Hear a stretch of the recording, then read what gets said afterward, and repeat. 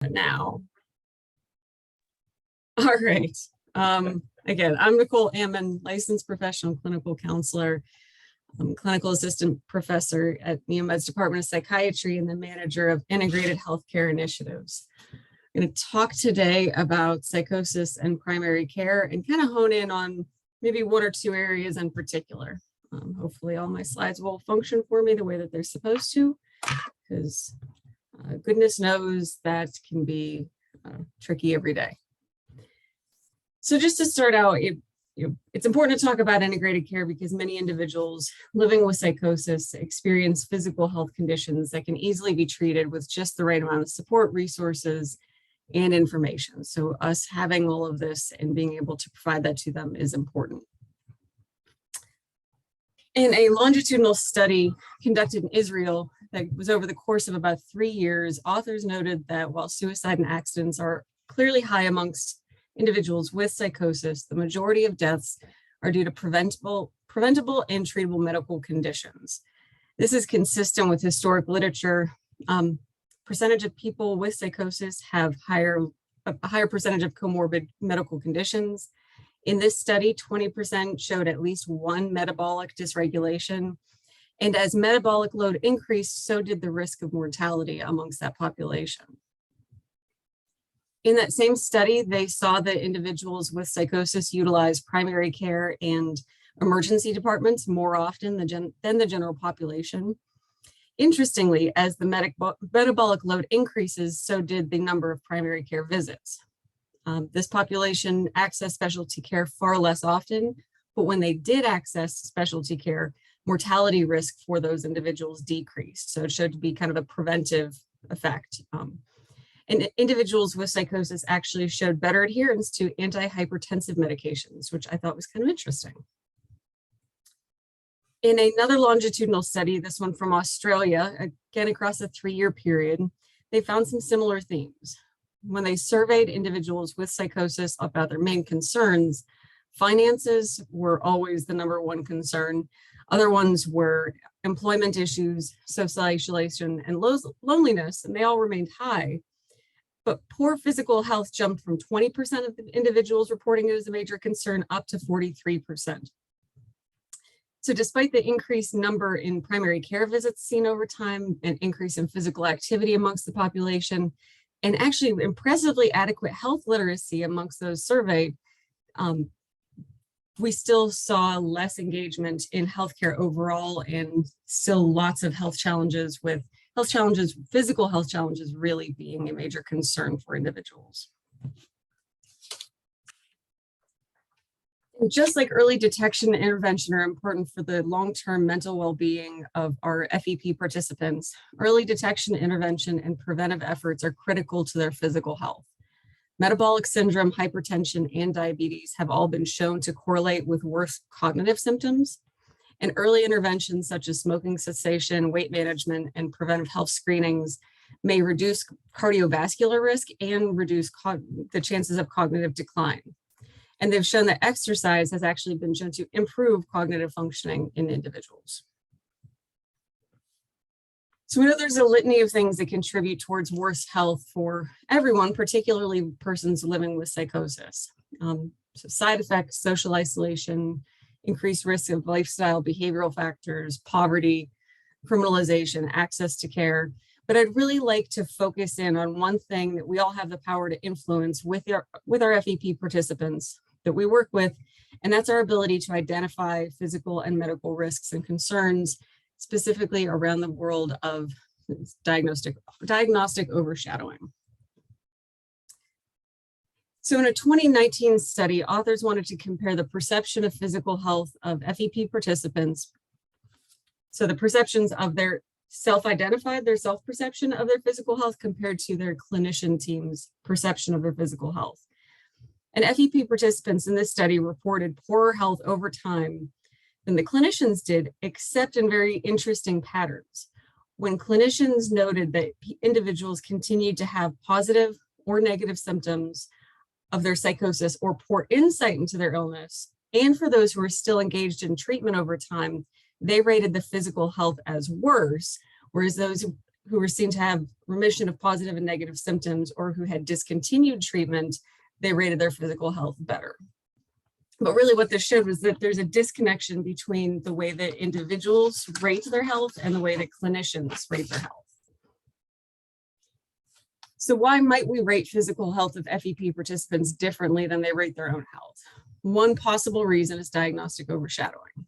So diagnostic overshadowing, as the phrase is most commonly used when we're looking at physical symptoms that are misattributed to mental illness. This was actually formally recognized as a contributor to health disparities following a Disability Rights Commission inquiry in 2006.